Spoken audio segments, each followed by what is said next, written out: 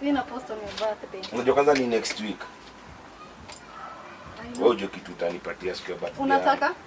Nani? Na siwe nikusurprise, mbona mimi unaniuliza?